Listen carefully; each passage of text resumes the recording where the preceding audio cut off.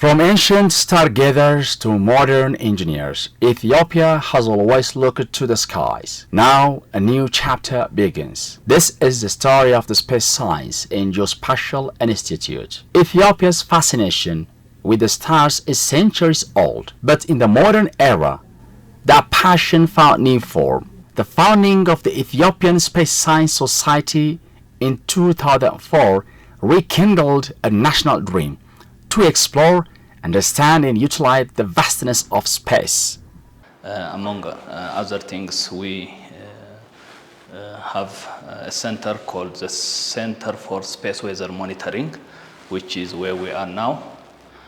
So as its name indicates, we conduct research on space, specifically on the Sun-Earth environment.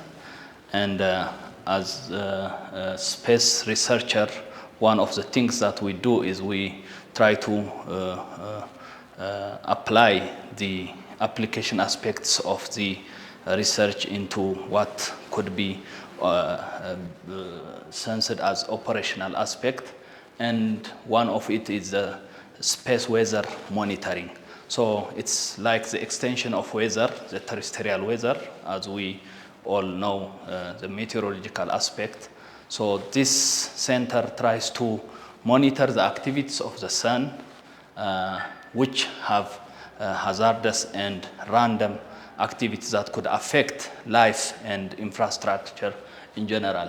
So at the very center of this activity would be to monitor the sun from satellite imageries. So one of these screens displays the near time images of the sun, where the sun have its multiple activities, and depending on the specific regions of the sun, we can see that there are activities from which radiation and other plasma can be emitted from. So this, when they reach the surface of the Earth, they can affect the infrastructure in space, such as satellites, including life, like the astronauts. And depending on the magnitude of the storm that comes from the sun, it could also affect all infrastructures, including communication via satellite and even critical infrastructure on Earth, such as power transmission lines, any communication facilities that we use the upper atmosphere as a guiding, as a wave guide. So that's the reason why we have to start from monitoring the sun. Long before satellites, Ethiopians mapped their land with knowledge passed down through generations. In 1954, this legacy formalized with the creation of the Cartographic and Mapping Institute, evolving into the Geospatial Information Institute. In 2022, the stars aligned. Two powerful institutions, Ethiopian Space Science and Technology Institute and Geospatial Information Institute, merged to form the Space Science and Geospatial Institute, a unified force for a modern Ethiopia.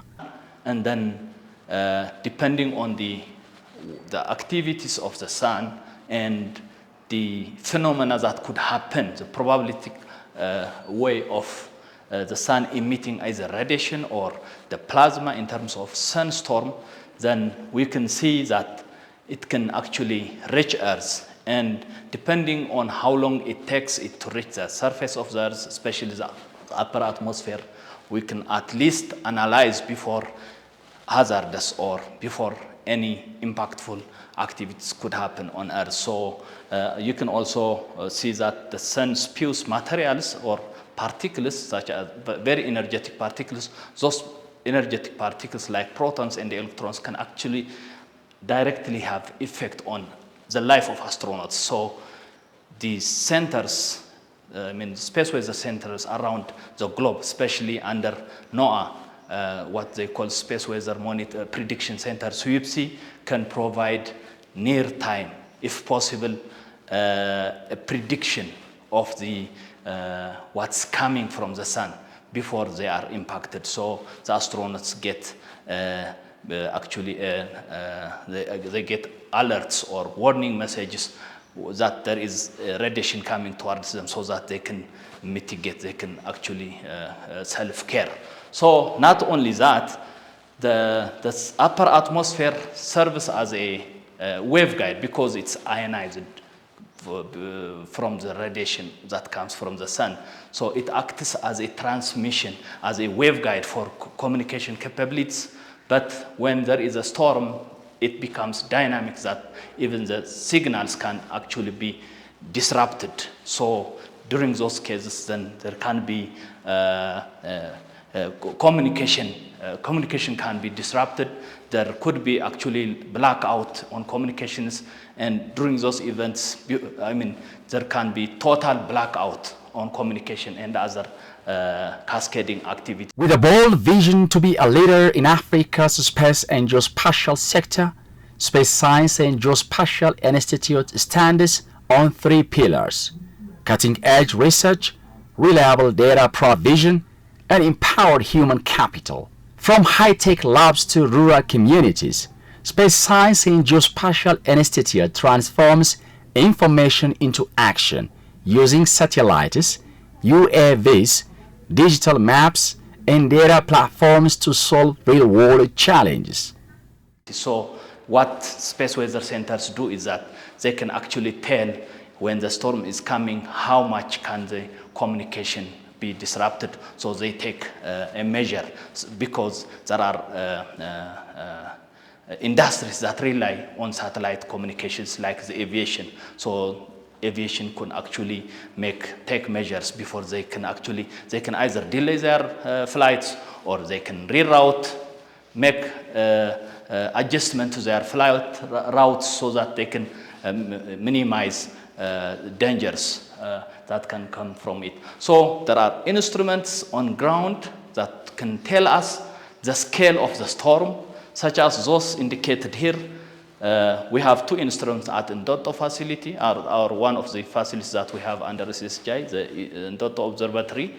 So we have a magnetometer which measures the Earth's magnetic field perturbation or the variation. So depending on the scales, such as this, we can tell if there is a storm that is coming from the sun and affecting the Earth's magnetic field. So anything above 5 would mean there is a strong geomagnetic storm. So depending on the scale of the storm, which we have already computed here, we can actually alert what could be affected depending on the scales of the geomagnetic storm. Same goes with the GNSS receivers. We have ionospheric monitoring or scintillation monitor, where the scintillation is simply it's a term to tell us whether or how much a GNSS signal can be degraded, or how GNSS applications can actually become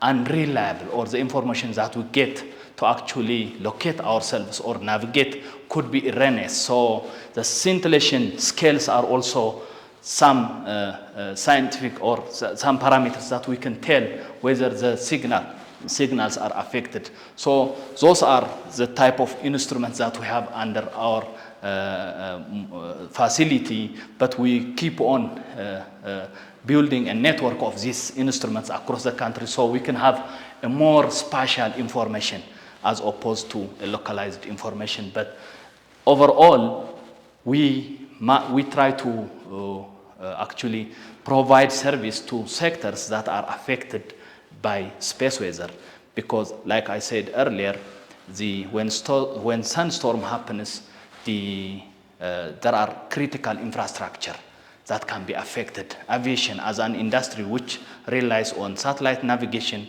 satellite communication, and of course they are also affected to radiation, because they are flying at altitudes that is way higher than where we are right now. So the astronauts are the ones that are exposed, because they are living outside the Earth's atmosphere, but even aviation crew are also exposed at aviation altitude there is radiation exposure. So we are planning to we already have a neutron count instrument at Ndoto, what we call neutron monitor or neutron detector, which tells us the radiation exposure at our altitude, but we try to put it in a manner where we can actually we can tell if there is radiation exposure for the aviation sector. Like I said, when storm happens, the power facilities are primarily affected in our region. We are trying to reach out to the Ethiopian Power Corporation to work together, because when a storm scale, especially a scale of 7 and above, happen to occur, then they will definitely feel the disruption, because there could be a damage to the transformers, there could be damage to the power grids, and we aim to actually alert them when this type of storms happen. The very thing about space weather is that we cannot actually tell when the sun is about to disrupt or erupt its plasma or send its radiation. What we can tell is if there is something developing on the surface of the sun, just like those features here, then there is a probabilistic approach. We can try to say that there is a probability that this could happen, and if it happens and it's coming towards Earth, then there is we can at least quantify the scale of the damage that they can incur. So the aim that we are trying to do is we want to try to build capability in creating an information for advisory purposes for the aviation sector, for communication sector, including all the sectors that actually is satellite and ground-based infrastructure, and other sectors that rely, that are technology dependent.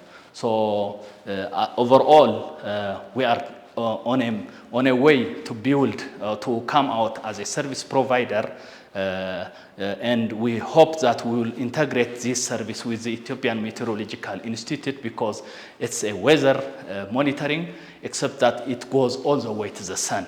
And there are these aspects of the sun that the majority of the population doesn't probably know, that the sun could also harm our infrastructure. And as a society which are becoming reliant on technology, we don't know that how the sun can also put us or set us back by, when in events that we cannot actually predict. But as a research, it's a research in progress.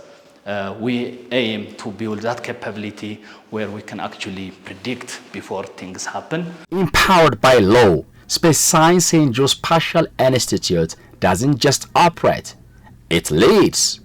It proposes national policies, builds infrastructure, shares knowledge, and represents Ethiopia on the world stage. Ethiopia's ambition is not confined by borders. Space Science and Geospatial Institute is positioning the nation as the continental power in space and geospatial science through collaboration, competition, and courage. So, like I said, what can be done, or what these centers of this type are trying to build, is that to actually have a deeper understanding of the activities of the sun. The more we understand the dynamics of the sun, which would mean that not only that we have to deal on the features on the surface of the sun, what comes out as radiation it's coming from underneath the sun itself. So we know that the energy is produced as a nuclear fission at the core of the sun, and it takes like hundreds of thousands of years, up to millions of years, before energy produced at the center of the sun, which is, by the way, 1.3 million the size of the Earth. It's huge. It takes hundreds of thousands to a million years to get to the surface where we see as either radiation or spots. So the more we try to understand the mechanism about the activities, whether there those active regions on the sun are going to erupt or spew plasma or not, the more we can tell before things happen. So the mitigation mechanism is that if the sun is about to send plasma, energetic particles, which can directly harm astronauts, even sensors on the satellites up there, because there are multiple aspects. This is actually where, in a nutshell, those are the, I can bring it back. So there are multiple aspects or multiple types of damage that the radiation or the plasma itself, which when I say plasma, it means a hot type of energetic particle like the protons and the electrons. When they pass through these sensors, they can actually damage them. They overheat them. They can cook them. So they will become obsolete gadgets in space. So what these centers provide is information. If something is happening, the mitigation would be to, let's say, the astronauts would now wear their astronaut suits. They will still use additional protections. Otherwise, there is no way where we can actually avert what's coming from the sun. And the best possible way for other infrastructures is also that if we know that there is a storm and then there will create ionospheric storm or the upper atmosphere storm, which will disrupt communication, then flights would have to either be delayed because there is no way that you can afford to actually lose communication while you are in the air. So that's the point. We give information so that they can use their own informed decisions. So there is no aversion mechanism for what's come from the sun, but whatever the sectors decide to put in action, we give them prior information. So that's where we are heading. But other centers like the NOAA's Space Weather Prediction Center and ESA's Space Weather Prediction Center, and there is only one regional warning center in Africa, that's South Africa, and we are trying to build one here. They are already certified to provide information, but in our region we need to build this so that we can provide information. And the very thing is that you cannot provide space weather information from South Africa to East African region because it has its own peculiar things. So we have to build our own homegrown capability. We are yet building capability. We have all the basic, operational things to get us going, but we need more infrastructure. But we are not just waiting to have all the infrastructure and capability built. We are trying to reach out sectors as we build something. So this information is still relevant. It's local information and it's still relevant for sectors. We have already started engagement with those sectors just as of October. We have been reaching out, trying to create awareness. That's the very thing to do. But we need to also provide the information. We had a stakeholders meeting in late February, and they were very eager to actually, to provide them because they are paying hundreds of thousands of dollars for the service from other providers outside. Basically, right now we don't have a communication satellite as a country. There is already a project office that our institute is running at the front, because we need to have a communication satellite, not only for communication, but also we actually hire transponders for service. That means we are buying the service from other countries. A communication satellite which is put at an orbit, a geosynchronous orbit, can also serve for multiple purposes. For augmenting GNSS or GPS facilities, you need a communication satellite. So we are right now as a country using, in fact there was a movement, there was this thing was the this thing where all the broadcasters all came to, we've changed it from Nile to Etiosat. That was something that our institute was also involved. So we still are hiring a transporter, although they all came together, but because it requires a multi-million dollar, it's a project, but the feasibility has been done already. We have already secured an orbital slot, but to have it will require, of course, a budget. It requires a budget from the government or other sources. But once that is put in place, not only we do have to actually get the service from our own satellite in space, but the center we are building is actually to safeguard the satellites. Once they are in orbit, it's our duty to actually study the geospace. So that's a region which is hazardous not only for to life, but also for these space gadgets like satellites and others. So to safeguard them, space weathering is one thing that we can provide. So we need to create capability. So if there is a space weather coming, a storm coming, then we get to alert them so they can, put the sensors or other activities. There are mechanisms where the engineering solutions can happen. For us, our end is to actually tell them that this is coming and it could damage your facilities or your sensors or your services. Then at best, we can allow that. There are models that can be fine-tuned to, become weather resiliency. So to create that, you need to have a full understanding of your environment. So that's why we need ground instruments, not only at Ntoto. We need to have many of them across the country to get a very reliable information, near real-time information. I think you might have already asked the geodetic infrastructure. What they are building, we are going to use them to build our own maps. If you could see here, this is what you call an ionosphere. The ionosphere at around 350, this is the ionization level. So every ionization would mean it could delay the signals correspondingly. So for a handheld GNSS or GPS receiver, 100 tech unit is a unit, a measure of the ionization level at a certain altitude. So if it's 100, then it makes the handheld or single frequency receiver, it introduces a 16.22 meter error.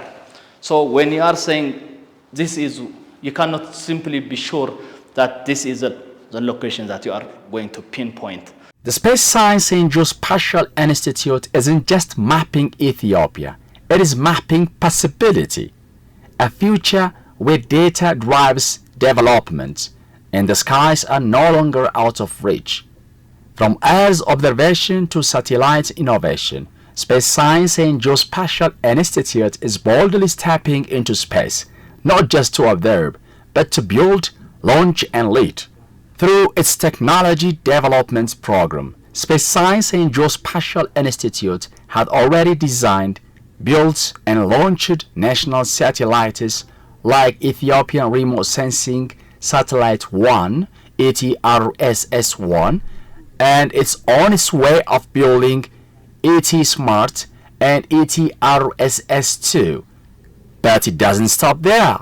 Multi-purpose ground receiving stations, such as the 7.3 meter facility at the Ntoto Observatory, built entirely with Space Science and Geospatial Institute's own resources, stand as milestones of self-reliance. And with support from the Republic of China, construction of a cutting-edge 12-meter ground station is underway. These aren't just technological achievements, they are the foundations of a space economy. By commercializing space-based services and sharing its innovations with neighboring countries, Space Science and Geospatial Institute is transforming Ethiopia from a space science learner into a space-faring leader. From tradition to transformation, from stargazing to satellite making, the journey continues.